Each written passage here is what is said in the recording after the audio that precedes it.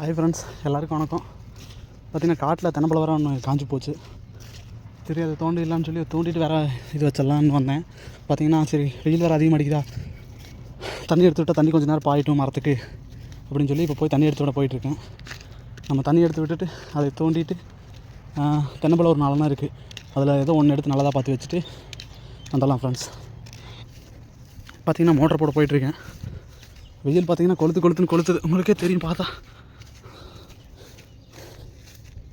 என்ன மோட்டரை போட்டுட்டு நம்ம போய் அந்த குழியை தோண்டிட்டு வேறு ஒரு கன்று வச்சிடலாம்.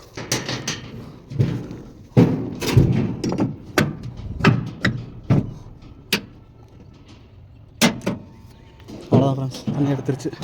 அவ்வளோதான்.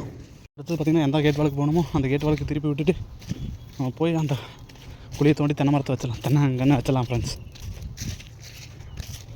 இந்த கேட் வால் எடுத்து விட்டால் இந்த லைன் இதெல்லாம் பாயும். தண்ணி எடுத்துகிட்டு தண்ணி வர ஆரம்பிச்சிருச்சு ஃப்ரெண்ட்ஸ்.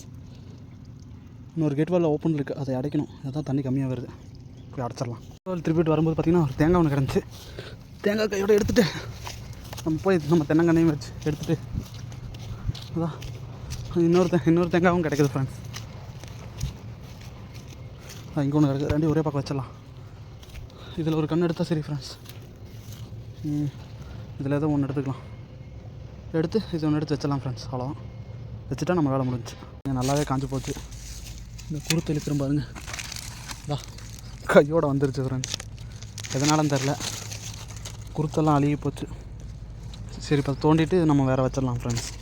பார்த்திங்கன்னா குழி தோண்டியாச்சு. அது ஆல்ரெடி வச்சிருந்த குழினால ஈரமும் இருந்தனால தோண்டியாச்சு சீக்கிரம். நம்ம இந்த கவரை பிரிச்சுட்டு கருப்பு கலர் கவரை பிரிச்சுட்டு அப்படியே உள்ளே வச்சிடலாம் ஃப்ரெண்ட்ஸ். இந்த தென்னம்பிள்ளையோட வேர் பாருங்கள், தென்னமங்கனோட வேர் பாருங்கள் எவ்வளோ இதாக பிடிச்சிருக்குன்னு.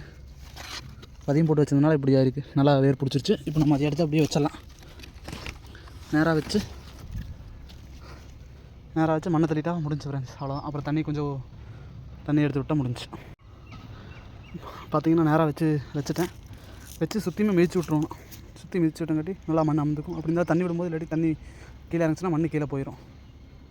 நல்லா வச்சு மிதிச்சு விட்டேன். நீ தண்ணி மட்டும் எடுத்து விட்டா முடிஞ்சு ஃப்ரெண்ட்ஸ். வெயில் போட்டு கொழுன்னு கொளுத்துது. இப்போவே இப்படி இருக்குன்னு 2 மாதம் என்ன பண்ணுறதுன்னு தெரியல ஃப்ரெண்ட்ஸ்.